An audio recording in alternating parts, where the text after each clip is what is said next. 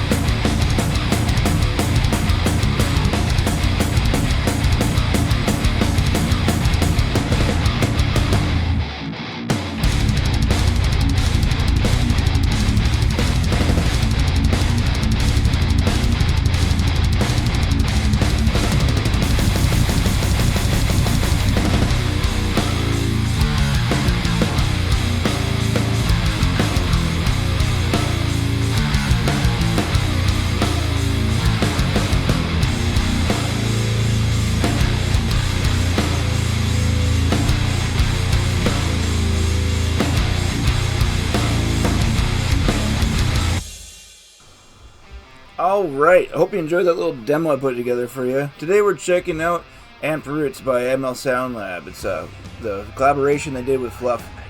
And yeah, this version of it is the free version. If you purchase the actual full thing, you get 3 more amps, and you get a 5150, a Freeman, and what I'm guessing is a Mesa Boogie and a Mega Fluff. But today we're just checking out the free one. And this 5034, you probably can guess what it's actually based on just by its looks. And I came across this through SMG Studios. Shout out Glenn. He was giving out a good solution for everybody at home recording that would enable us to actually record without all the bull crap of trying to figure out how the IRs work and everything. And he gave out free IRs. And I actually didn't use this at all because it was dark for my ear. I play a lot of lower tunings, and the dark thing doesn't work. But however, I did use his IRs that he gave out. I use them all the time. I use them in my Torpedo Cab M for my amp and stuff when I'm just sitting here playing. So yeah, thank you, Glenn. Appreciate it. These IRs have gotten me a long ways. But anyways, you got just like your basic, my basic setup, anyways. EQ move and stuff. But like I said, it was pretty dark. Even when you turned on its drive and messed with everything, it was not dark. It was kind of flubby. It was kind of darkish, kind of flubbyish. I just couldn't get it tight enough for it to work with my 8-string and stuff. It worked great with other stuff, but I mostly played my 8-string, so I just kind of put this to the side. Used the crap out of the IRs that he gave out, and then this thing comes out. Resington's collab with Waveminds. This pedal is so cool. I have nothing but good to say about it, and this one is also free. But this mid-shift thing goes from a regular OD pedal to a kind of like a Meshuggah 33 thing, like a Ford 33. It's really cool. But yeah, you can shape your level here on the drive, and then you can also match the output for your amp sim, whatever amp sim you're using. And it's got a gate that is great. I've never used the tuner, but yeah, everything about this is great. And if you don't know who Resington is, I highly recommend him. He's a great guitar player and a great YouTuber. So yeah, go check his channel out. Alright, I got the guitars soloed so you can hear those by themselves.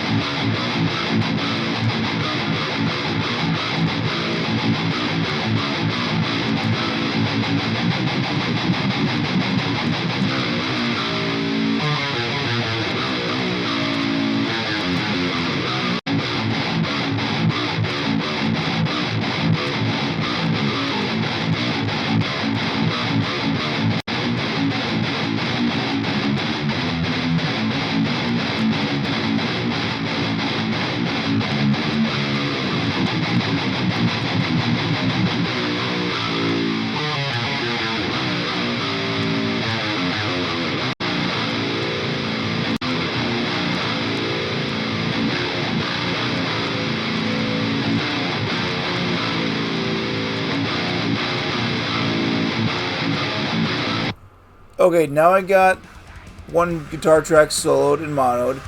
And I'm just going to show you what it sounds like when with its regular drive. It's not bad at all by any means. But with the 8-string and 7-string, I just want something a little more, I don't know, in your face, I guess, but with being clear.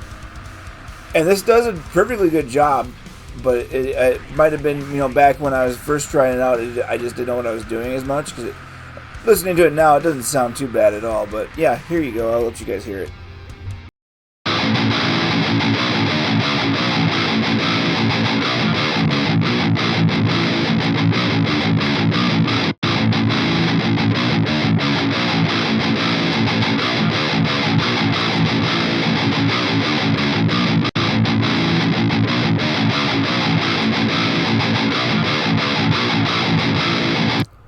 That shoeless drive is just super, just in your face, cuts right through too.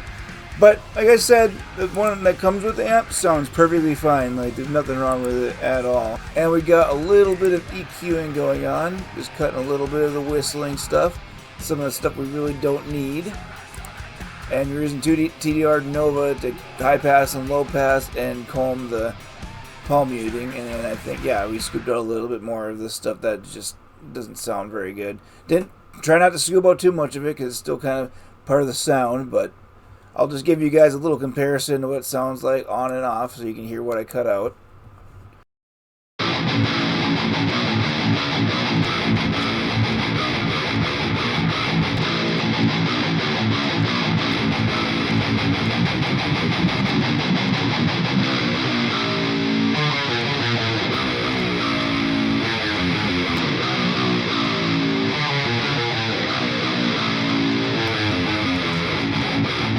And what I find really interesting is how when you remove stuff, it gets louder, kind of.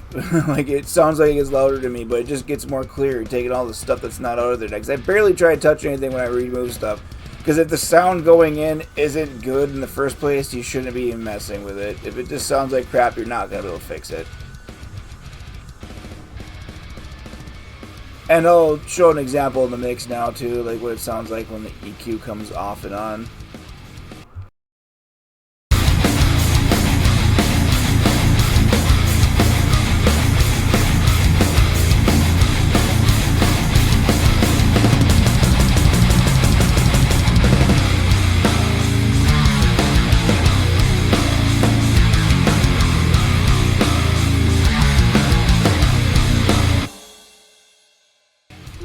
Kind of pops out more in front, which is, like I said, kind of weird still to me, you know, when you take stuff out that it pops out, but it makes sense when it's not fighting other frequencies and all that crap either.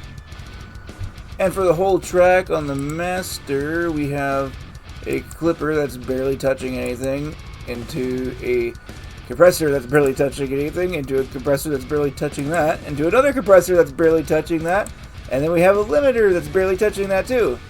So they're just all barely on, just to kind of just glue everything together. I don't know if I like, this is my favorite mix so far, but it seemed to do the trick. I just wanted everything to not like flow apart, but also be super tight and loud and all that stuff. And then on the drums, we got Deviant again, Chaos Tones. Great. Also, we have a neural amp modeler on the bass. And the bass has got EQ, a compressor, and a limiter on it. Kind of basic. I don't have it split into two chains to do the sub thing at all. Okay, that's all I got for you guys today. I just wanted to share what I found coming back to this and combine it with the shoeless drive. I thought it was pretty cool, and maybe somebody else out there will too, or inspire somebody else to try some stuff out. Go back and try a amp sim that you haven't tried out in a while. And if you like this video and want more, there will be more. I'm going to be releasing music this year through my band and my solo projects, so that'll be cool. Stay around for that. That'll be on YouTube and everywhere else. But anyways, everybody, stay safe. I love you. Spread the love, and I will see you in the next one. Peace!